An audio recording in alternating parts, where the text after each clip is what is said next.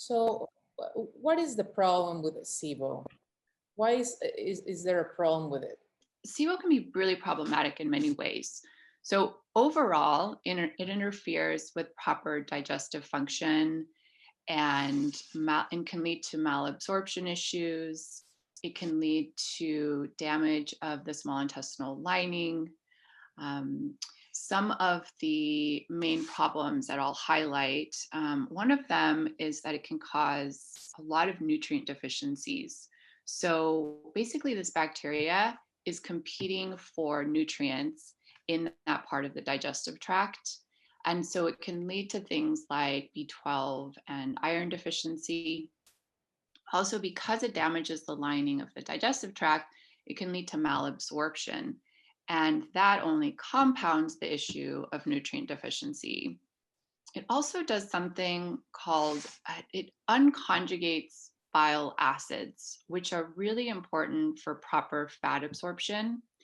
And so, if we're not absorbing fat properly, we're also not absorbing fat soluble vitamins well, and we can get deficiencies in those vitamins as well.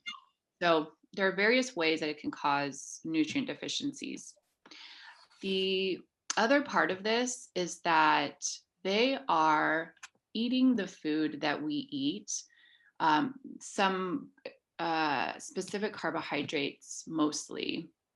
And when they eat our food, they're creating gas. And like I mentioned, they're creating either hydrogen gas, methane gas, or hydrogen sulfide gas. And this gas is what's responsible for a lot of the uncomfortable digestive symptoms associated with SIBO. So bloating, distension, gas, abdominal pain. There's usually some sort of bowel irregularity, whether it's diarrhea or constipation. It can be quite uncomfortable for patients. And, and I already mentioned they can damage the lining to the gut. So it can lead to what's called leaky gut. And that's basically just that the intestinal lining becomes more permeable than it should. And that's associated with a host of issues just in and of itself. It can lead to a lot of food allergies. It can even lead to some autoimmune conditions.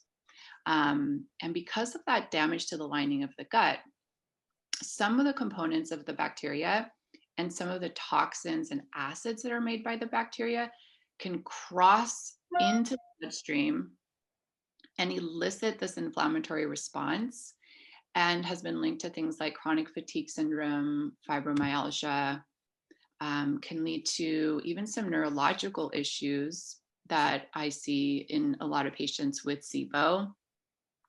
So, this is a long laundry list of issues that are associated with SIBO, right? And it can be quite problematic, very dynamic in its health implications, and patients can be quite uncomfortable.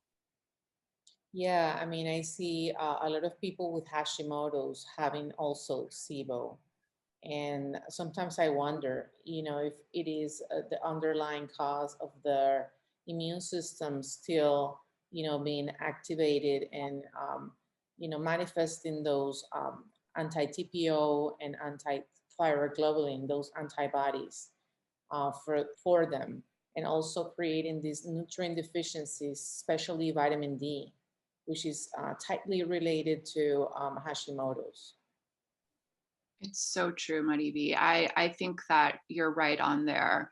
And it's this vicious cycle, right? Because I can see both things happening. I can see that the SIBO potentially leads to that autoimmunity.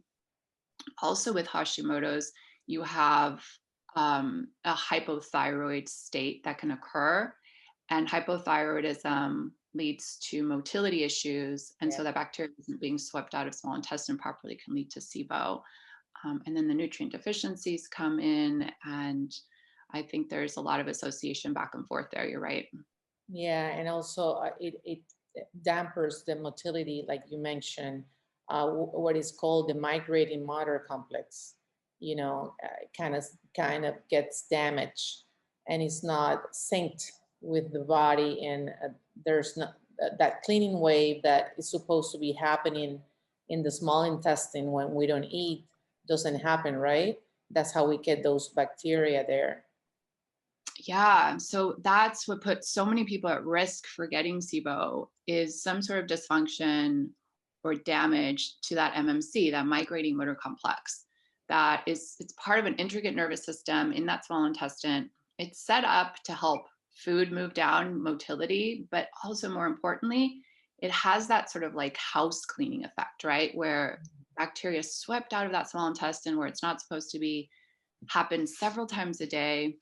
And so, if anything interferes with that, patients can get set up for problems with overgrowth of bacteria there. Yes.